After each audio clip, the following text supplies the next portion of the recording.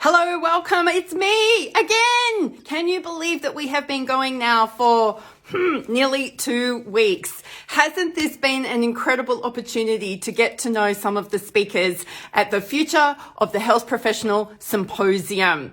So the symposium registration is now live and available for you. There will be a link after this conversation with Krissy today. Many of you will have received emails. Many of you will have received other ways of communicating from me. So I want you to get on board, come learn from us, because we've got things to share that are real and relevant and are going to help you focus on what you need to be able to do so that you can keep doing this work, which is going to be outstanding. So if you are here live on this chat with Krissy and I this morning, let me know in the comments below. Give us some love. Push all the buttons.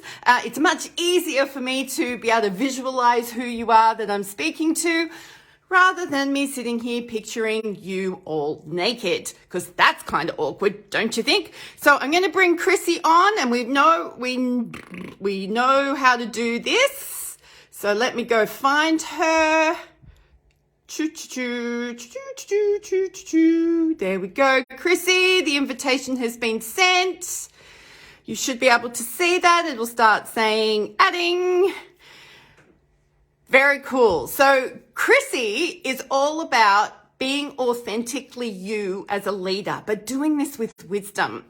And she is the youngest contributor in the Future of the Health Professional Symposium, which is fantastic. And I think it's incredibly important that we start understanding leadership from those people who are coming through behind us. Because let's face it, us boomers, us X's, us XXY people, we actually don't know how to lead the younger generations. No, Krissy, you are not in, honey. It's not even, wow, that's all interesting. Krissy, are you on your mobile phone? Please tell me that you're on your mobile phone. Please go on your mobile phone or a mobile device. Very cool. I can see that Teresa is here. Teresa is going to be speaking to us next week as the symposium goes live. So we're seeing Krissy in all of her beautiful authenticity already this morning, working out which buttons to press. So it's an absolutely gorgeous day here in the west of Sydney. Beautiful, beautiful spring weather. Just cool. Here we go. I think we've got this working now. Woohoo! Excellent. Oh, I'm getting the information. I have a chair right behind me. I'm going to trip over said chair. And because Teresa is on this call, I'm going to move said chair. Hey, you did it! Look at you! Hey, technology gets the best of all of us. Hello! Hi. Hold on, let me turn the volume up because my Bluetooth was connected to the computer. I was ready. It happens to all of us. And I think this is one of the fun things about these conversations is we as health professionals like to control our environment so much. We love the control. And then it'll be something like, I didn't flick a switch, or I didn't press a toggle, and you're just like, oh my gosh, I've got a master's degree and I can't make this work. Yeah. Good morning, Debbie. It's great to have you with us as well. So, Krissy, you sent me a message just before we started, letting me know that your baby, lovely little Anna, is with you, and she's kind of helping out a little bit. So we might actually get to meet her as this conversation progresses today. Yeah, she's in the jumper in her jumpy, and I think she fell asleep. So. Not good work, Mom. I know. So, Krissy, just share with us, when was Anna born? Okay, I know this. I know the answer to this question. June 29th. Yeah. So what is absolutely fascinating for me has been watching you navigate becoming a mum again while your business has grown, while you've needed to navigate what leadership means for you now that you have how many children? Four. Four children. So I have one, and I knew that I was going to be an awesome mum of one. You're an awesome mum of four, but your business continues to boom. And I am convinced it's because of your philosophy of leadership. So I would love it if you could share with us today, what is the number one thing you think health professionals need to understand leadership if we are going to move into the future?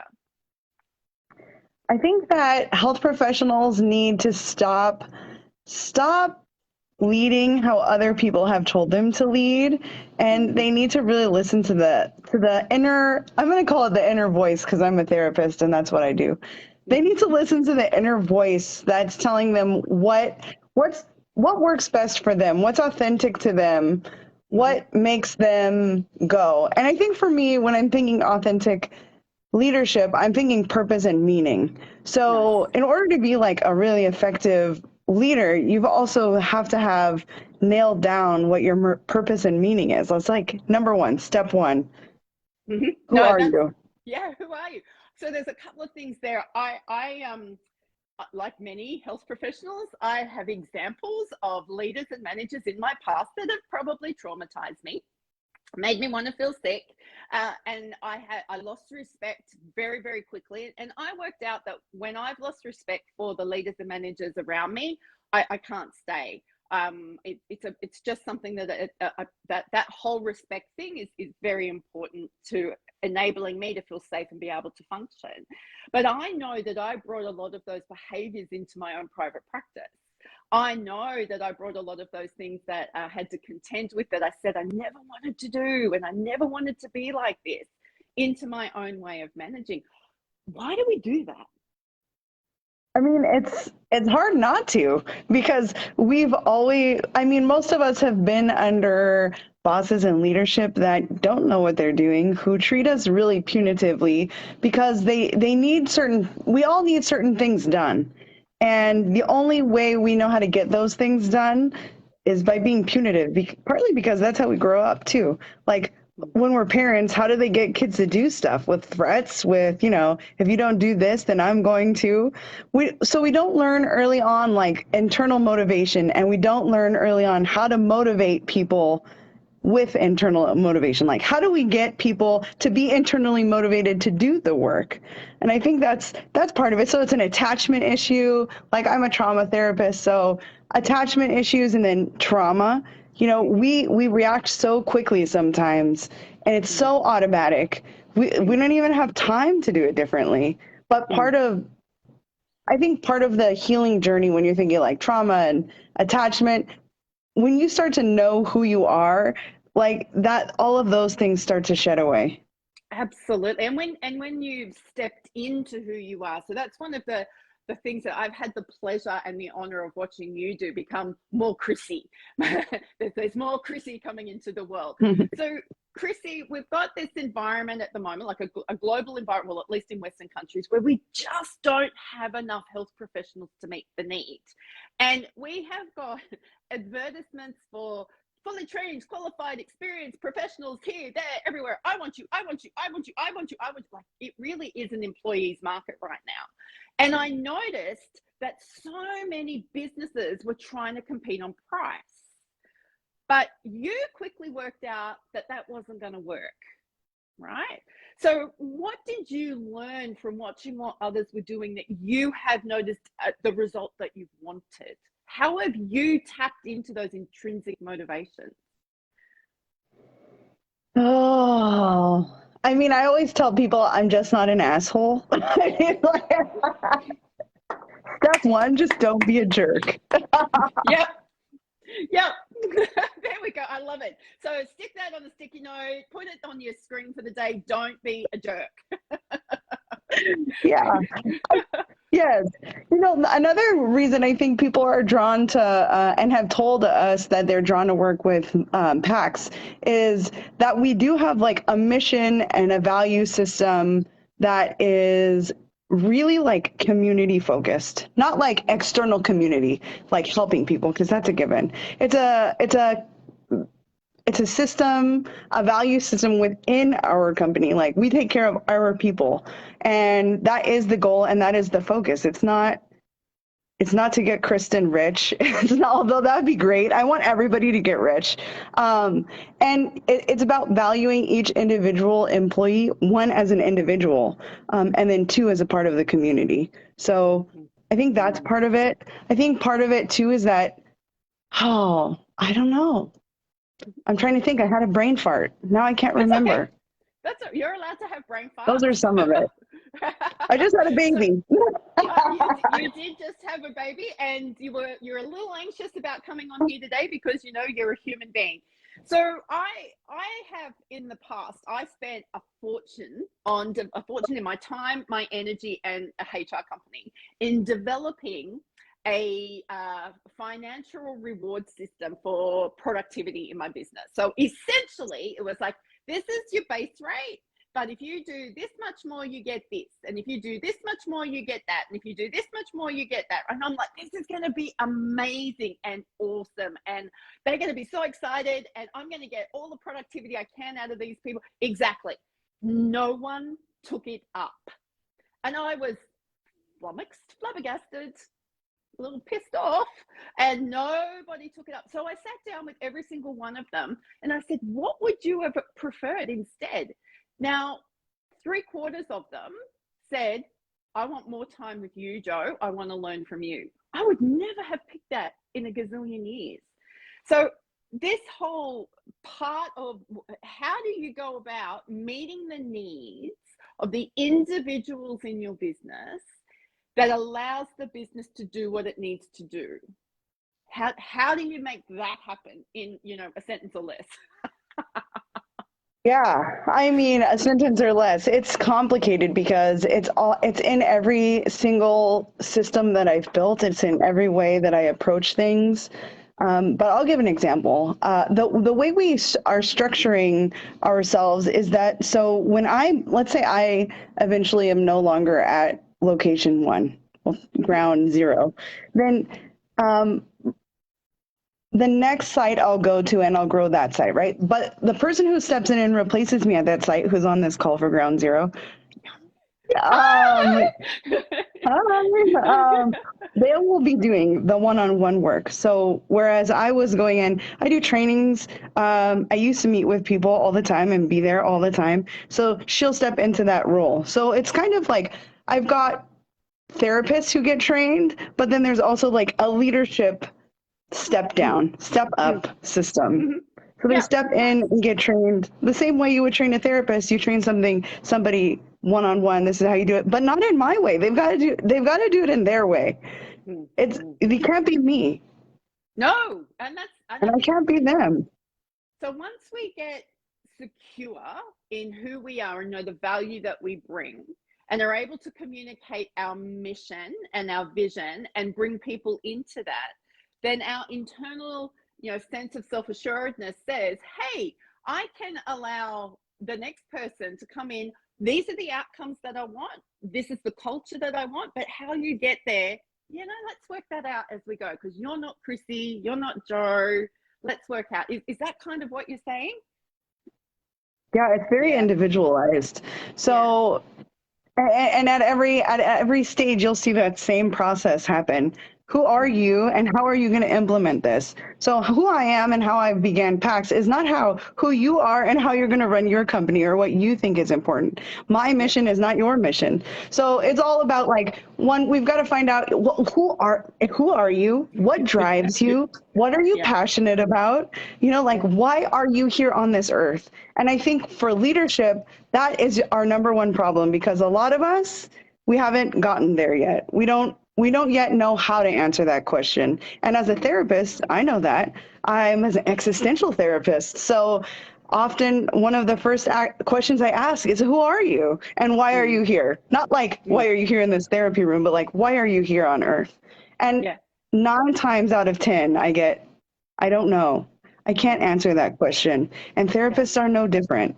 Although we're built to help other people do that, we often neglect doing that work ourselves. Absolutely. And I think one of the powerful things about your offering in the symposium is that you're going to give therapists and health professionals, because I can assure you, it's not just mental health professionals, the tools to be able to have these conversations either with you or with some other trusted advisor, because we know what we're supposed to say, right? We know what we're supposed to say. So I want to serve the community. I want to help people recover from X, Y, and Z addiction. I want to help people feel comfortable in their bodies again, you know, but if that's not the truth of what's going on, it's like the day I said, I want to leave a significant difference, or I want to make a significant change on this planet, like everything changed for me. Just being The same. this coach, being this consultant is my vehicle. But why I'm here on this earth is to make a significant difference. And if I'm not making a significant difference, I feel, yeah. Yeah. I think it's the same. When I was, growing up, I think I'm blessed that I've always known I wanted to make significant amount of change. And so I've always been like, well, maybe it's good, maybe it's bad, but I've always been one to push myself forward. Like, okay, this is great. I love the change that I'm making, but I know I could make bigger change, and I know I can make bigger change, and I know I can make bigger change. So yeah, I agree. And once you realize that, and you realize like what road you're headed on, the path also becomes a lot clearer. Like you're able to walk down that path a little bit. I don't want to say easier, because it doesn't make it easier, but I don't know, with more gusto, with more, you'll get through purposeful. it. Because this is where I'm going, and I know that's where I'm going. So you you build a certain amount of grit because of it. That's right. And then you also can get rid of all the shiny things, because you don't really care what, Melissa's doing over here or Sanjay's doing over there. This is like, that's awesome. That's what they're built for.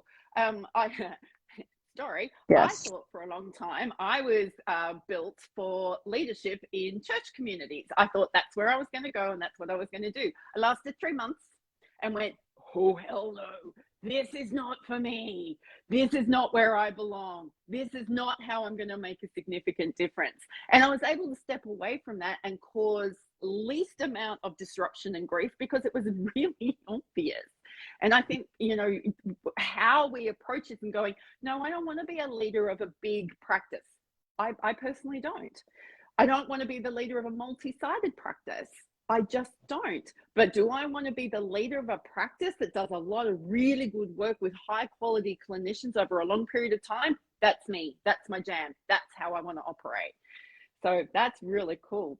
So Krissy, when people come to your presentation at this symposium, what are they going to walk away either knowing about themselves or being able to do? Okay, so one of two things is probably going to happen. I'm going to send them into an existential spiral of doom. Oh my God, do you want me to market that? Existential spiral of doom. Thank you, Krissy. But it will be the most fruitful thing that they'll ever experience. Or I think people will leave with more confidence in who they are and taking the steps that they need to take to be either not just better leaders of a group practice. You don't have to have a group practice and like you said, not everybody's built for that. Just to be a better leader overall, even as an individual. And I'm hoping that we can make this applicable to even the healthcare providers who are not in group practice. Absolutely. Well, we have to, because we have to, damn it. Because one of my frustrations with health professionals is they don't perceive themselves to be leaders until they've got a group practice. That's management.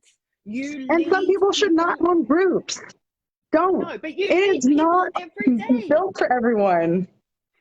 Yeah, but we lead people every day and we don't understand that we're doing it. And if we don't understand what leadership is and how we turn up to leadership, we're going to make a mess. But we're going to get messy, because you start trying to I cannot tell you the numbers of group practices I have helped close over the last 10 years, because the people I was working with finally worked out, this is not good for me. Yeah? Yeah. Yeah. Very cool. Okay. So we can either walk away with an existential spiral crisis and existential spiral of doom. Awesome. I'm going to work out how to use that in our marketing, Krissy. Or we're going to, or maybe or we're going to walk away feeling much more confident about how we step into our authority as a leader. That's really cool. So can I ask you a couple of fun questions, Krissy? Because, you know, I want to get to know you better. Of course. What was your first ever paid job? I was an usher. I was an usher at a theater. Not a movie theater, but like a play theater. Oh, I see. There is no way I would have thought that was going to come out of your mouth. This has been the funnest question for me. All right, I've got one more question for you. If you're going through your day and something frustrates you or annoys the Jesus out of you, you know, you've got 4 kids, it's likely to happen. Do you have a go-to drink that you go to where you go, I just need is it a Coke? Okay, what is it?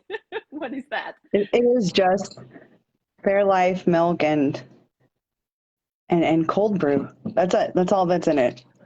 I have ADHD, so anything caffeinated helps me center if I'm running a little too fast.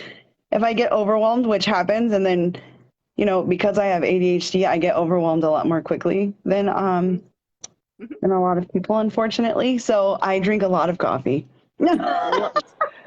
But you know what? You will get no judgment from me. You know that, right? I know. It's like, oh, that would be. I didn't know if that was going to be the answer though, which is a lot of fun for me. So, Krissy, I want to end our interview here today. Is there one final thing you'd like to share with everybody to help them make the decision to join the symposium? Oh, I feel like I should be inspirational. My hope is that I would like people to join the symposium because I want every person, not just every clinician, to be able to notice that they have something really valuable to give the world, no matter what it is. And as they'll witness, like through all of the speakers who are sending their message into the world, that they also have an individual message to be sent. And if they could just tap into that, not only will their lives be different, but I think, you know, they'll change the world.